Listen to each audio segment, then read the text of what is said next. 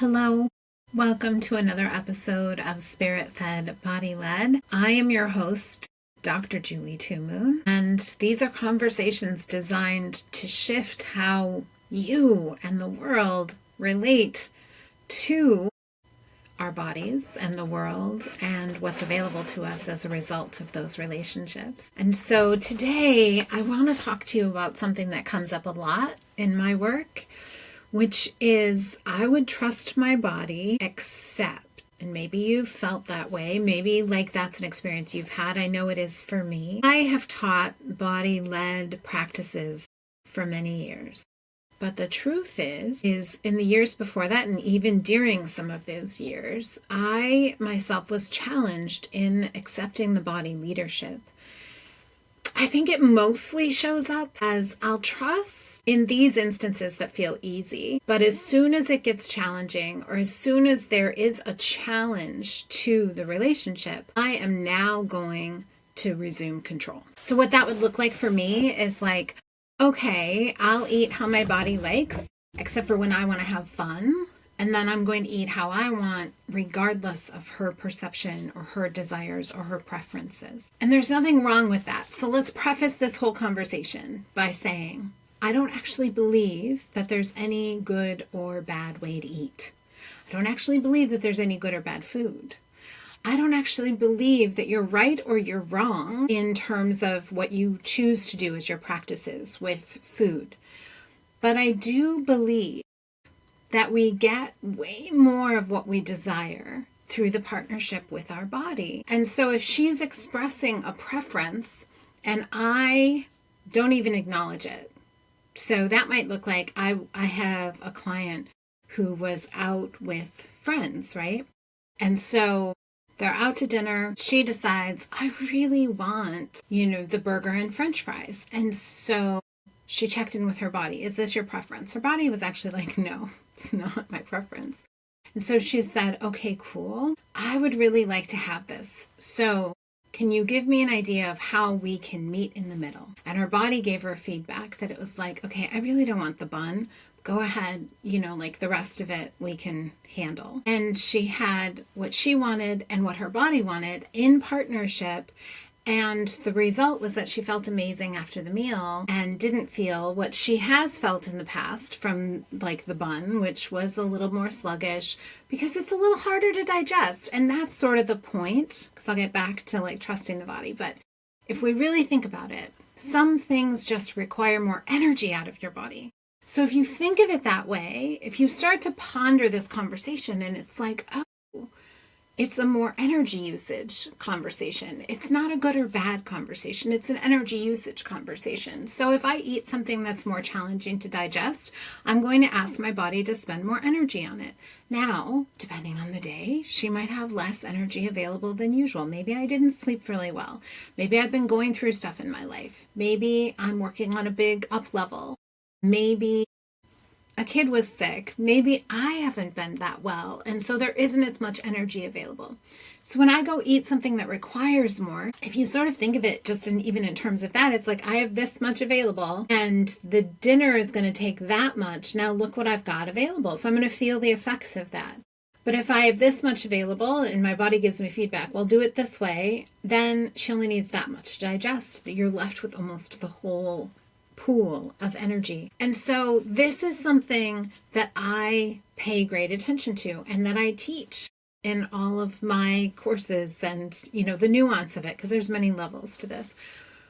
But when we don't lean in and do the trust work with our body, letting her lead, trusting her guidance, trusting her counsel, then what happens is we get out of relationship. And so now we're like on separate tracks. And our body always serves to serve us. So she will put all of her energy towards what we are doing and desiring.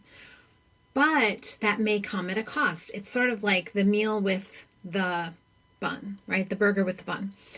She can totally work with it. It's just going to take more energy. That's all. It's not like she goes, oh my God, that was so bad. I can't believe you did that. No, it's just that she says, okay, cool. Now I'm going to have to put a lot more energy into this, which means there's going to be less available for the other things.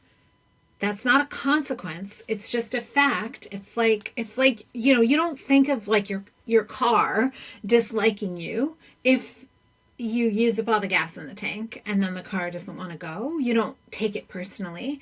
But it's funny because we do that with our body. Like we take it personally that we did what we wanted, but now there's no energy in the tank. And that energy is the stuff that fuels thyroid, hormonal balance, the digestive system, immune system, brain, muscles, bones, nervous system. So it's the energy that fuels those things. But people constantly tell me that they're mad at their body. Like, why can't you just behave? Why can't you just follow my lead? Why can't you just do it the way I want you to do it? And the body says, well, we only had this much available. And we used this much to, scroll mindlessly and consume foods that are hard to digest and not sleep enough and, not learn how to center ourselves. We didn't spend any time in nature and we didn't move ourselves daily or even a couple times a week. And we didn't have any downtime and we're obsessing over the news and we're taking in all this, energy that isn't really life energy. And then we're pissed off that this is like all we get access to. And she says, well, I have other ways of doing this. Do you want to let me lead? And a lot of times we kind of begrudgingly say no. And I know this because I've done it, because I might know and be able to feel that her preference is that I meditate daily. And her preference is that I practice Qigong daily. And her preference is that I eat copious amounts of cooked vegetables. And my body's preference is that I do something fun and that I have frivolous downtime and that I spend time in nature and I get sunlight in my eyes before I look at blue lights. I know all of those things. But for many years, I sort of saw those as burdens, and this is what happens. I would trust my body, but it all feels like work, is a common one I hear. Why do I have to work at this? And then people always say to me, other people don't have to work at it. And I always say to them, are you sure? I had someone say that to me once. Other people that I work with don't seem to have to work at it. They eat fast food. They drink soda. They work the long hours I do. They don't seem to be affected by it. And I said, okay, cool. If you have the kind of relationship with some of those people, I would ask you to ask them, how do they really manage those things? So she went and asked. She came back with, well, they take sleeping pills. They drink every night. They're on antidepressants. They take anti-anxiety medication. They're on acid blockers. And I said, okay, so they are affected by it, but they're taking things to numb out the responses, which makes you think that they're not affected by it. And she said, well, they don't seem to gain weight from it. So for a lot of women, this ends up being the big factor. I would listen to my body except for I want to be a certain size, and I'm afraid that she won't give me that outcome. And you're absolutely right. She might not give you that outcome. The truth is that our body holds excess for a multitude of different reasons. And it could be that the reasons why she's holding excess are actually serving you in some ways. And she can see that the pathway to resolve that is not in place yet. So she's not going to give you weight loss as the first outcome. And I have this come up a lot. I once had a client who said, yeah, I can tell that my body prefers that I eat this, and this. But I'm not going to do that because I believe that the carbohydrates that she wants are going to cause me to gain weight. And lo and behold, every time she ate carbs, she gained some weight. And so she said, I'm not going to do it her way because I'll do that once she gives me what I want. I've been there and I understand this. Again, no shame, no blame. But look at the nature of that relationship. We're saying, I will participate with you as soon as you give me everything I want. It's kind of a non-starter. And it's a difficult context for a relationship because now I'm saying that I actually don't want a relationship with you. I want you to behave according to my set of rules and regulations, and I want you to give me everything that I want, but I don't want to actually have to participate. And the thing is that everybody says they want to lose weight, but what they really want is to feel incredible. They assume that if they lose weight, they'll feel incredible. But I've actually not seen that to be the case. I've known tons of people who've lost weight only to find out that they still hurt, they still didn't sleep, they still were cranky, their brain was still foggy, because the way that they went about it was through denying the body relationship versus fostering the body relationship.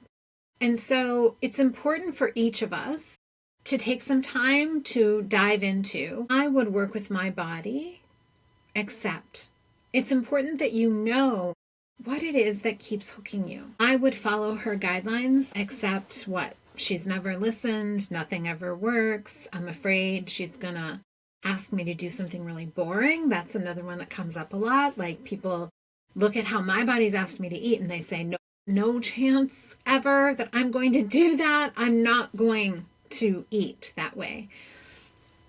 I don't know that their body's going to ask them to. The way this happened for me is that after a big alchemy treatment, I was sitting in meditation with my body and I heard her say, I'm totally ready to release all the excess. It's dampness. I've been using it to protect you. I've been using it to nourish your blood. If you continue to nourish the blood, I can give you a different experience. Here's what I want. And I had made a vow just before that happened. And I had said to my body, I vow I will never try to make you release this ever again. I can actually see how this has been a mechanism of control. And I've been trying to be the one in charge. And I actually haven't wanted you to lead because I'm terrified that if you lead, none of this is ever going to change. And so I am not going to let go of my vigilance, which is a trauma response, and my rigidity, again, a trauma response. And that had been my previous mindset. But now I saw I actually didn't want that relationship anymore. I didn't want to be the one in charge. And I said, I'm giving it all to you. I will follow your lead, even if it doesn't result in any of the weight leaving, because I want the freedom of relationship more than I want this one outcome that I've been aiming at since I was a child. And I felt my body go, oh my God, finally. And I said, you just tell me what it is. What do you need from me? What is it that serves you? And she laid out how she wanted to be fed, what she wanted me to do. And as soon as I started adhering to that, I couldn't believe how quickly I felt so different. And here's the thing, the weight did leave.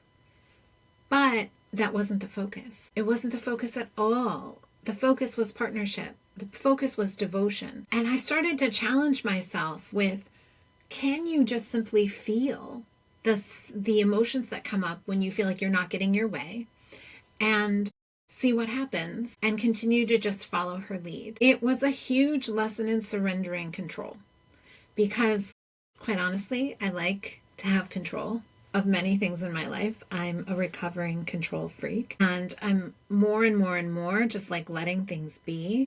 But at the time that I made that vow, I was still wanting to really like control things. And so when I listened to her and let her take the reins, it was a terrifying prospect. An old mentor of mine once used to say, it's kind of like you're stepping off the cliff and you assume, because people have told you that there is support there. There's an invisible bridge there, but you can't see it. So it's not even a leap of faith. It's a stepping out to trust that the path appears before you and that you will be okay and that you won't get bored, or if you get bored, you'll know how to work with yourself. You trust yourself enough to tune in and do the things.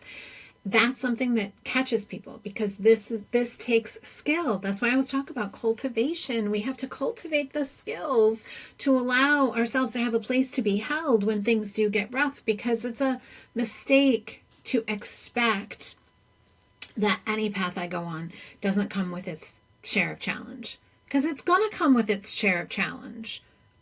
It doesn't mean, like, if you set off on a path of vitality in relationship with your body, it doesn't mean you'll never get sick again. You might. It doesn't mean that there won't ever be like digestive disturbance, or that a food won't ever upset your stomach, or that you won't ever put on some weight. Those things, it's not what those things mean. It means that through the relationship, you can always come back to harmony. Through the relationship, you can always reset the baseline and actually find the vitality again, because the vitality is only found in the relationship. And so we also live in a culture. The other factor I think that made a big impact on me was that we live in this culture that actually coaches us to not trust our body. The way that we're marketed even over-the-counter things, antacids and, pain relievers. The way that they market pharmaceuticals are constantly kind of sending this message. Sometimes it's overt, sometimes it's covert, but the message behind the message is your body is a random ticking time bomb and you better control it, lest you experience horrific side effects. That's the way that the pharmaceutical companies market us things for autoimmune diseases. Deeply entrenches this. Same thing with depression, deeply entrenched in this notion that you are powerless against the destructive forces alive and working inside of you. And nothing can be further from the truth. You're not powerless. These are patterns. And yes, as humans, we experience patterns of, aging and decline, except for they also can be interrupted. There are tools through body partnership, through cultivation, that allow us to build this dynamic relationship so that we actually stop doing the path of decline and we start adding back energy to the system, vitality to the system. We start gaining ground. When we start gaining ground, we actually start to be able to glow. We start to be able to have more strength. We start to be able to have more balance. We start to have less illness. We start to feel better day to day. And everything starts to flourish. That's that path of alchemical medicine. And body connection is a key piece to that. Because if we're cut off from this dynamic temple that we live in, and we are simply trying to make it look a certain way, and we want to mute every symptom that comes, then we are basically silencing the expression of that life force. And as a result, we're silencing the places where we could have actually made change and done different cultivation paths to shift out of that rehearsed state of dysfunction and move into a state of vitality. And this is what really gets people, is that we're over here in the, I don't feel well, I don't look how I want to look, my life's not going the way I want to go. And we all know that possibility exists for the most part. Sometimes we get too far in the pit and then we can't remember that. But for the most part, everybody has a notion that possibility exists. What happens in this space, though, is the unknown. How we go from this to this is the unknown. And trusting the body means we take a walk into the space of the unknown. We journey in there. And in doing so, it's going to challenge every notion of reality that we have. Because first off, let's just face it. Most doctors, if you tell them, well, my body said that she wanted broccoli, so I ate broccoli, they're going to roll their eyes and they're going to say that's not a thing. That was your mind, and you probably read an article that said broccoli was good for you, so you ate some broccoli. But in my world, I say, absolutely, your body's dead on. In my world, women will tell me stories of like, my body told me exactly what to eat at the restaurant that would work perfectly and would feel good, even though none of it's food I normally eat. And then they're like, it was easy. I felt incredible. Yeah.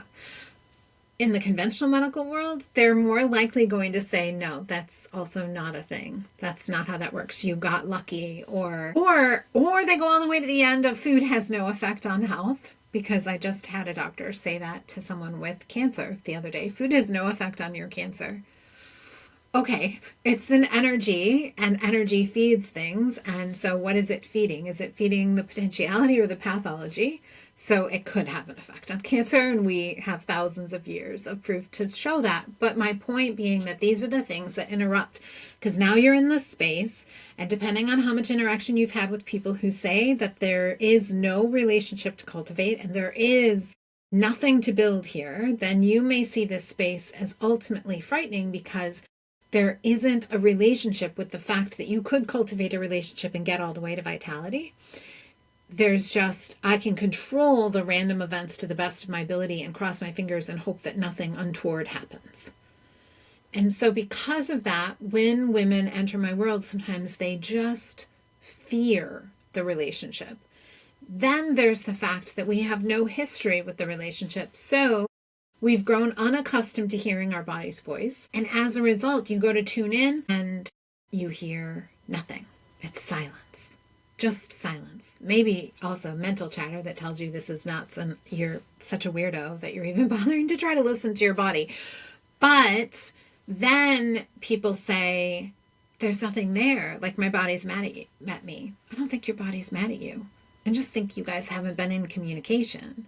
You aren't speaking the same language. And is there fear about actually responding? Because other people have told me, what if she tells me, like I once had someone say, well, I know that the way I spend my free time is really not serving me, but I'm not ready to give that up. So I'm not going to actually ask my body about that. Someone else said, I know that eating the baked goods that I love to eat, they don't feel good. I notice bloat after them, but I'm not ready to give them up. So I'm not going to ask my body about that. Or I know that I'm really unhappy in my job or my relationship or where I live or how I'm spending my time or my social circle, the commitments I've made. So I'm terrified that my body's going to highlight that for me. And then I'm going to feel like I'm going to have to make a choice. But the truth is that you don't have to make a choice. There's nothing about our body is not like some authoritarian dictator that's going to come into your life and start whacking you on the head every time you don't do what is the right thing to do. It's not how it works. It's a collaborative relationship. And avoiding the relationship out of fear is just keeping us stuck in the same places. And it's actually part and parcel of all the emotional strife or stasis of movement or lack of connection to self that's presenting in that instance. And the truth is, you might not have to leave your job, your relationship, you might not have to move, you might not even have to change what you do that dramatically because there's a myriad of possibilities. I've had people finally cultivate a body relationship only to find that she had less to ask of them than they were demanding of themselves. Some people who thought, well, I have to do this, and this. I have to qigong, I have to walk, I have to exercise, I have to lift weights, I have to eat a certain way, I have to drink this much water, I have to go to bed at this time. Like they had this litany. When they finally cultivated a body relationship, which they avoided because they thought, I've got too much on my plate, she's only going to make it worse. When they finally cultivated that relationship, they found that she was like, oh, actually, I'm good with 10 minutes of meditation and some early morning sunlight and just feed me some greens slightly cooked a couple times a day. The rest of it you can play with. Obligations got lighter when they joined relationship, not heavier. So it's another way that we get reminded that we often blow up the notion of what will be required of us. We create a whole scenario and the fear gets big. And then in the face of fear, we as humans, we don't want to feel uncomfortable. So we turn back. We stay with the usual. It's that, the devil, right? So if I already don't feel well, but I've kind of learned how to both accept my degree of not feeling well and manage it within reason, then staying where I'm at now makes more sense because it's usual, it's commonplace, it's comfortable. And the thing is that growth isn't going to come from the place of comfort. But choosing comfort isn't wrong. The reality is we're all on our own journey. And for some of us, there's a soul calling in us that says, oh my God, my journey's meant to be expansive. I am meant to grow and achieve more. I am meant to be of greater service. I am meant to connect more deeply. I am meant to be this grounding source of respect and service. Whatever your journey is, they're perfect journeys. And it's not that everyone has to do this a certain way, but the body's the only vehicle we have for the experience. There isn't a surrogate vehicle. Our spirit's expansion is directly tied to how much we can physically interact in this world. And to be physically able to do so requires somewhat of a body relationship. It's no wonder that in every ancient tradition, there are body tending practices. Movement practices, hygiene practices, food practices, relationship with the earth and nature practices, dance, meditation, prayer. In every ancient civilization, those things were indelibly part of the journey because the body is the vehicle. So go question yourself, what stops me from this relationship? What do I fear my body's going to ask of me? What do I fear she's going to tell me? What do I fear I'm going to find? Some people don't want a body relationship because they're like, no, I'm going to find out I'm really sick.